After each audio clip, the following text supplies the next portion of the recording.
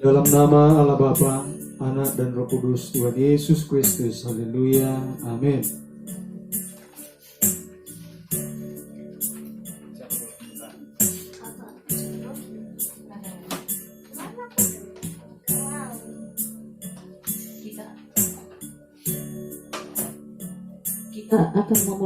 Kita akan memulai ibadah kita.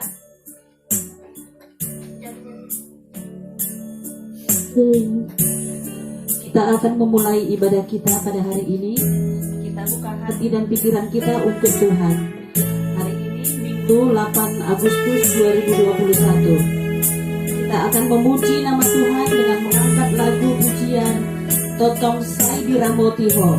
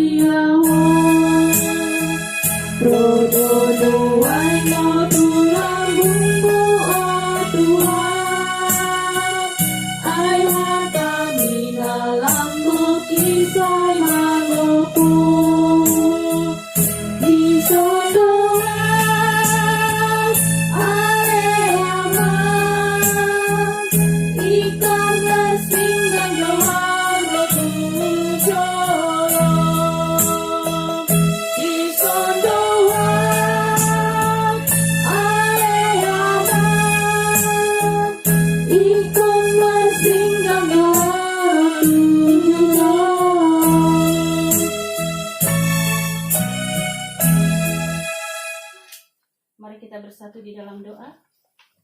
Allah Bapa yang bertahta di dalam kerajaan surga, puji dan syukur kami panjatkan di pagi hari yang indah ini Tuhan, di mana Tuhan kami datang ke hadirat-Mu Tuhan.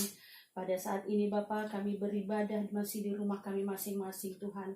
Turunlah Roh Kudus-Mu Tuhan ke hati kami masing-masing, supaya kami Tuhan bersuka cita senantiasa di dalam kehidupan kami. Tuhan Yesus yang maha baik dan maha pengasih, kami akan memulai ibadah kami ini Tuhan. Mari memberkatilah Engkau Tuhan dari awal, pertengahan hingga akhirnya Tuhan.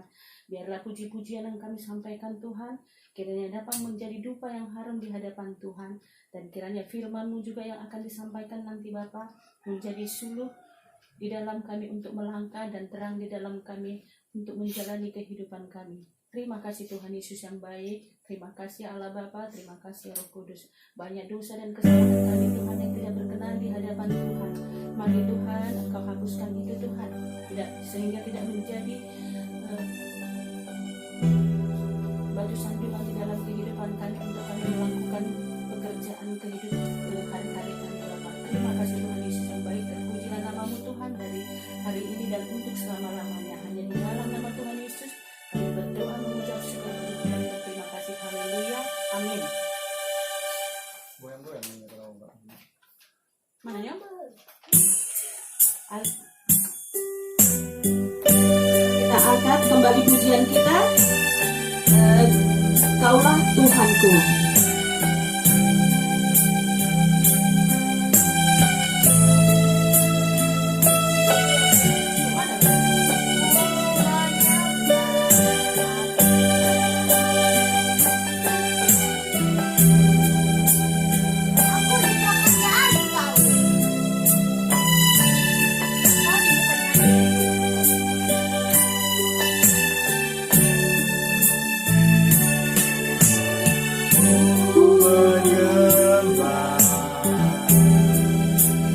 Dalam kudus hadirat-Mu, hampiri tata kasih karya-Mu Bapa.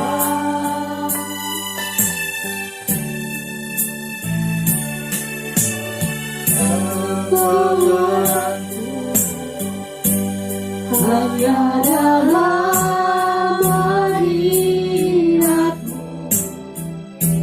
Yesusku, hanya Kaulah segalanya.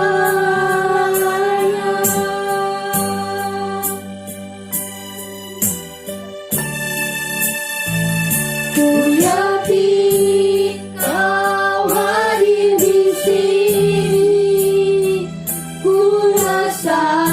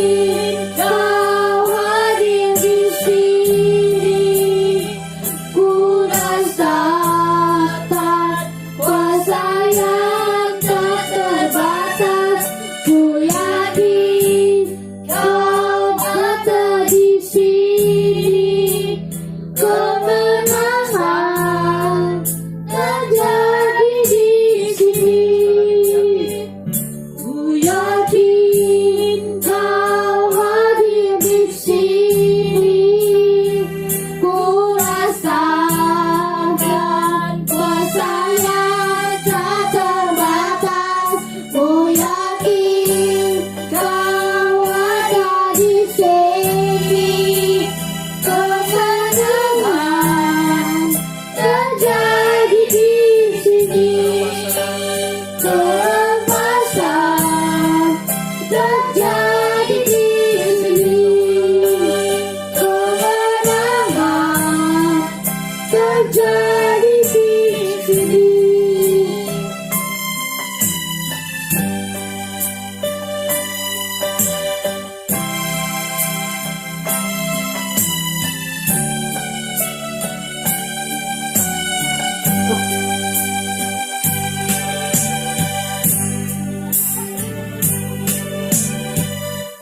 Masih bersuka cita ya Rahel?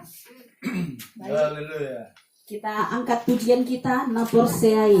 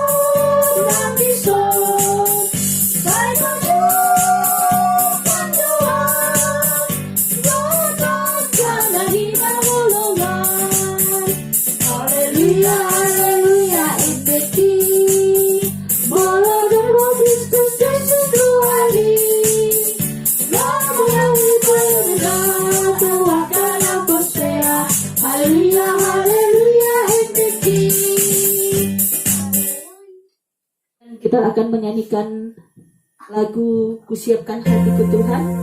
Untuk mempersiapkan tubuh kita mendengarkan kebenaran firman Tuhan. Siapkan hatiku Tuhan.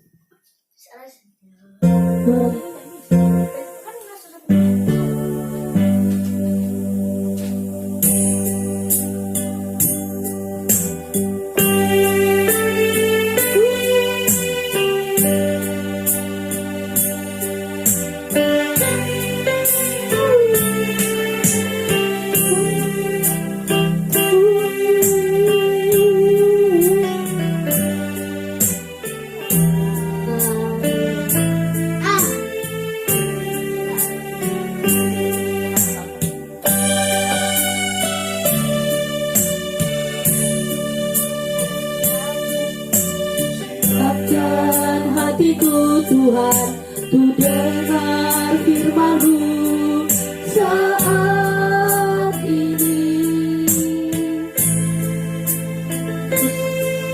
Ku sujud menyembah-Mu Tuhan, masuk hadirat-Mu saat ini.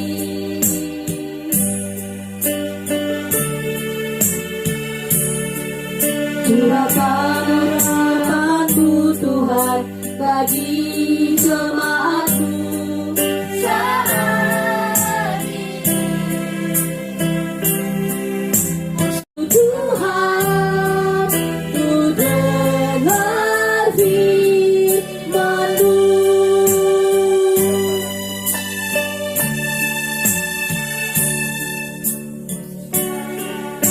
Siapkan hatiku Tuhan, untuk dengar firman-Mu saat ini. Ku sujud menyembah-Mu Tuhan, masuk hadirat-Mu saat ini. Curahkan urapan-Mu Tuhan bagi jemaat-Mu saat ini. Ku siapkan hatiku Tuhan, ku dengar firman-Mu.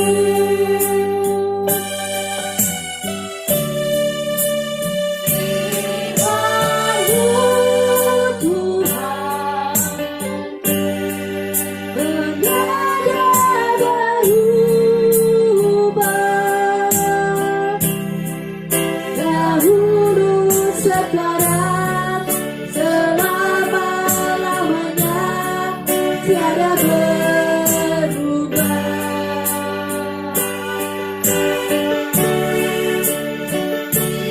Firman-Mu Tuhan dalam hidupku. Siapkan hatiku Tuhan, untuk dengar firman-Mu.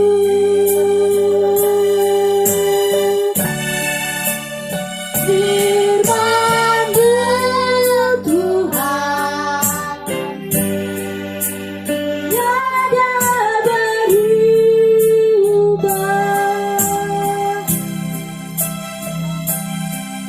Dahulu, sekarang, selama-lamanya tiada berubah.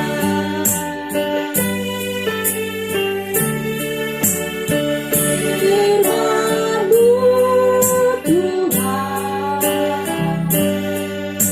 dalam hidupku. Siapkan hatiku Tuhan, untuk dengar firman-Mu. Kita sama-sama buka Alkitab kita dalam Mazmur pasal yang ke-37 ayat yang ke-5.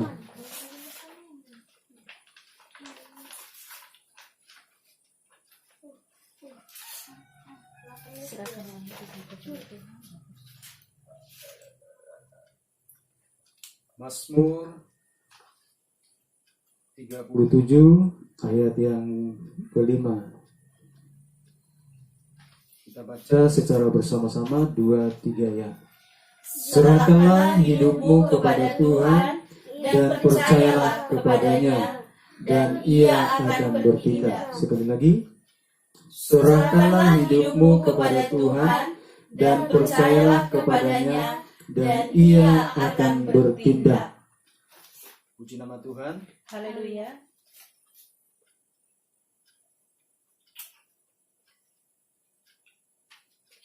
Saudaraku yang dikasihi Tuhan Yesus Kristus, kita bersyukur di pagi hari ini yang walaupun kita beribadah kembali di rumah kita masing-masing, saya percaya bahwa setiap kita, khususnya jemaat Gereja Pentakosta Mandala, tetap dalam naungan dan juga penjagaan Tuhan kita Yesus Kristus yang senantiasa memberikan kekuatan bahkan juga kesehatan bagi kita.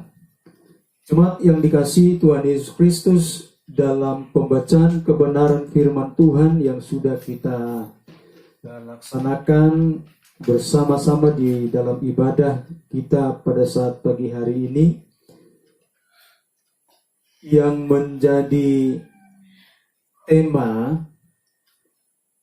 dalam ibadah kita pada pagi hari ini, yaitu Allah kita adalah Allah yang bertindak. Puji Tuhan.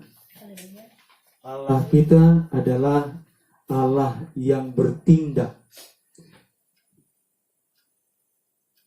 Hanya makhluk hidup, hanya mereka-mereka yang hidup yang mampu bertindak.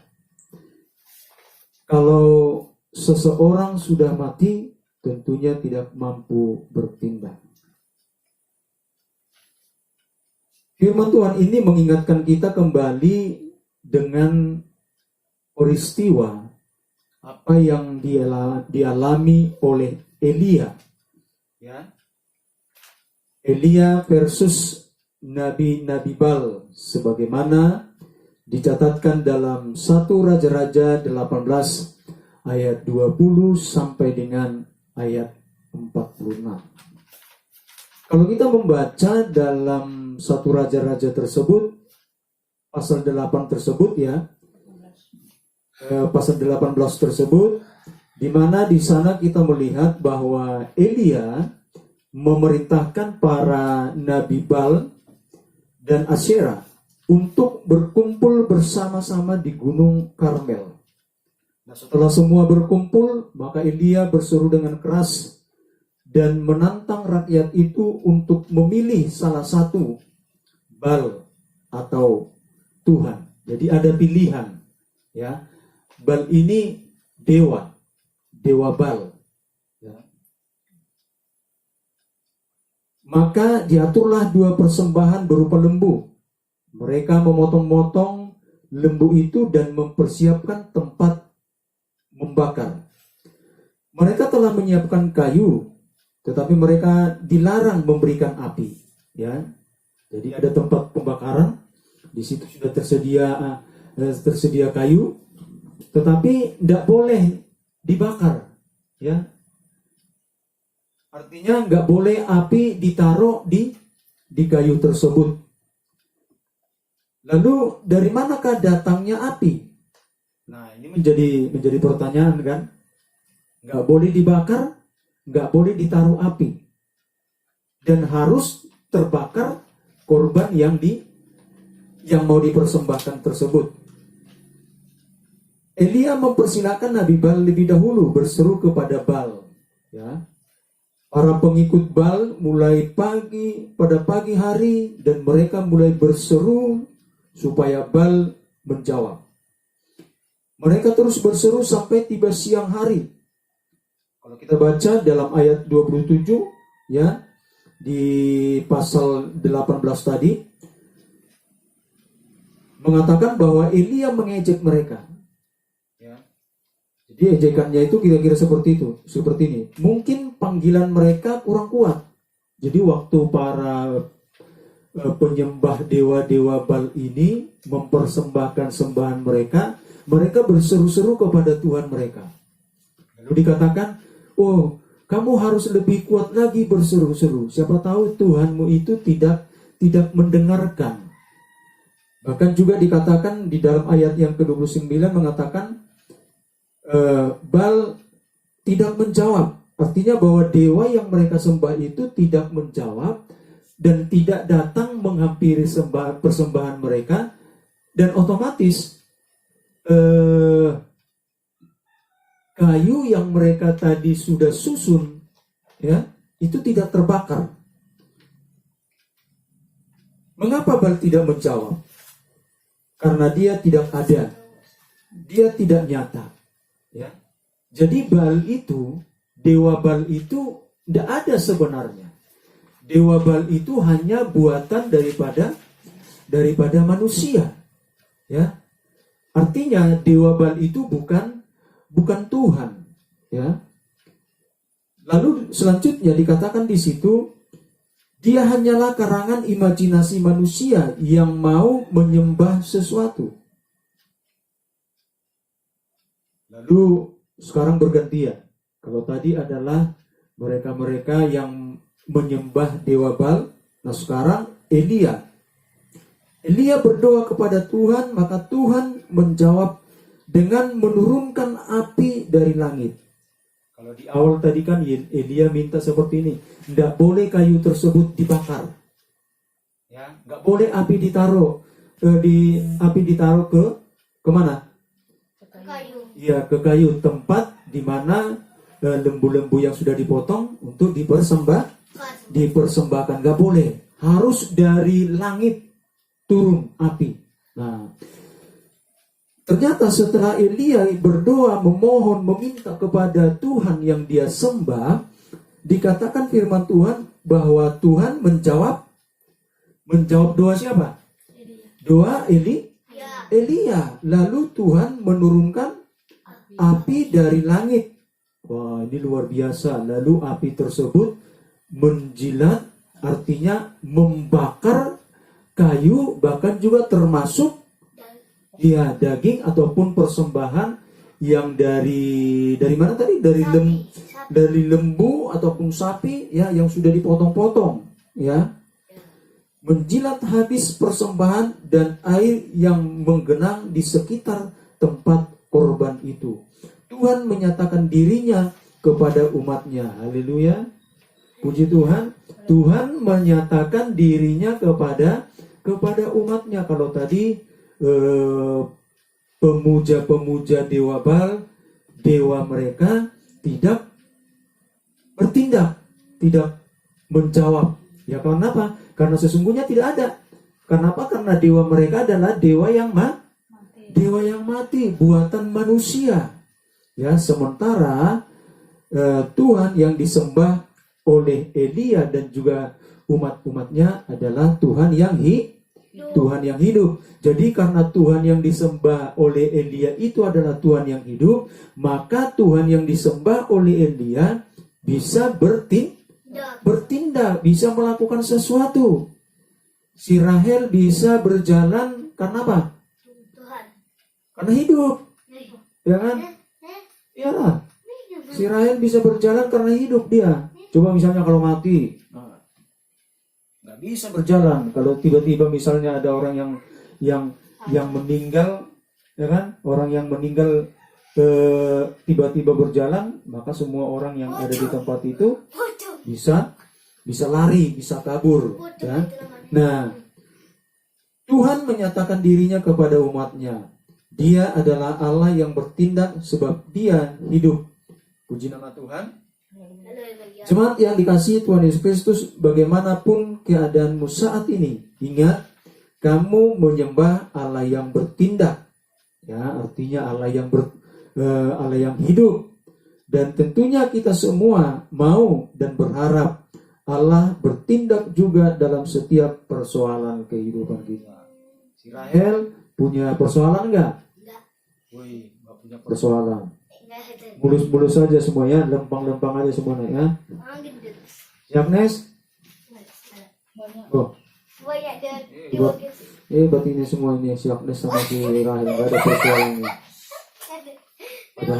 Padahal selama di rumah udah stres karena nggak pernah ke sekolah.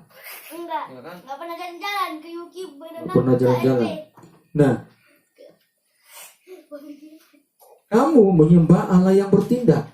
Dan tentunya kita semua mau dan berharap Allah bertindak juga dalam setiap persoalan hidup kita. Masing-masing kita punya persoalan. Si Rahel punya persoalan, si Agnes punya persoalan, Bapak Rahel punya persoalan, Mama Rahel punya persoalan, Opung juga punya persoalan, semua punya persoalan. Ya. Untuk sampai kepada hal itu, paling tidak ada dua hal yang harus kita lakukan. Artinya bagaimana Allah bertindak di dalam setiap kehidupan kita pribadi lepas pribadi. Ya, yang pertama, tadi dikatakan di situ di dalam pembacaan kita tadi, ya, dalam pembacaan kita tadi, serahkanlah hidupmu kepada Tuhan dan percayalah kepadanya. Di bahasa Batak, Ryan bisa baca bahasa Batak? Enggak. Pasahat madalanmu tu Jehovah jala hapursiai ibana asa ibana paturehon. Pasahat madalanmu. Ya. Jadi yang pertama, supaya Allah bertindak dalam kehidupan kita, dalam setiap persoalan kita, pertama, menyerahkan hidup kepada Tuhan. Bacaan firman Tuhan ini mengatakan, serahkanlah hidupmu kepada Tuhan. Pasahat madalammu tu Jehovah. Berserah kepada Tuhan berarti meletakkan setiap kehidupan kita kepadanya. Berserah merupakan kata kerja aktif, ya, yang bermakna menyerahkan segala sesuatu kepada Allah karena percaya atau iman bahwa Allah akan memeliharanya dan memberikan yang terbaik dalam hidupnya. Berserah adalah tindakan iman yang mempersilahkan Tuhan untuk ikut campur tangan dalam hidupnya. Itu sebabnya ada lagu mengatakan, berserah kepada Yesus, tubuh, roh, dan jiwaku. Artinya berserah berarti kita menyerahkan semuanya. Berserah berbeda dengan pasrah, ya. Berbeda dengan pasrah, menyerah. Kalau pasrah itu kita nggak aktif, pasif, kita nggak berbuat sesuatu. Yang kedua, percaya kepada Tuhan. Nah, tentunya kata percaya ini kan sudah seringkali kita mendengarkannya, bahkan kita seringkali mengucapkannya. Kita percaya misalnya kepada orang tua kita percaya kepada anak-anak kita, walaupun misalnya di luaran sana, tetapi kita percaya kepada dia. Ya. Tetapi kata ini lebih, ya, seperti kepercayaan kita tadi kepada anak-anak kita, kepada orang tua kita, lebih daripada itu. Artinya kita percaya kepada Tuhan, ya. Kata percaya mudah untuk mengucapkannya, tetapi belum tentu mudah juga untuk melakukannya. Percaya tidak semudah membalikkan tangan. Percaya artinya menggantungkan seluruh kehidupan kita kepada Tuhan. Ketika firman Tuhan mengatakan percayalah kepadanya, percaya bahwa ia benar dan dapat diandalkan. Mempercayakan diri kepadanya dan taat serta setia kepadanya. Percaya pada firman-Nya berarti percaya dan menerima apa yang sudah difirmankannya itu. Nah, jemaat yang dikasihi Tuhan, tentunya kita berharap Tuhan juga bertindak dalam setiap pergumulan kita. Dan itu dimungkinkan terjadi ketika kita berpegang kepada dua hal tadi. Yang pertama, berserah kepada Tuhan, dan yang kedua,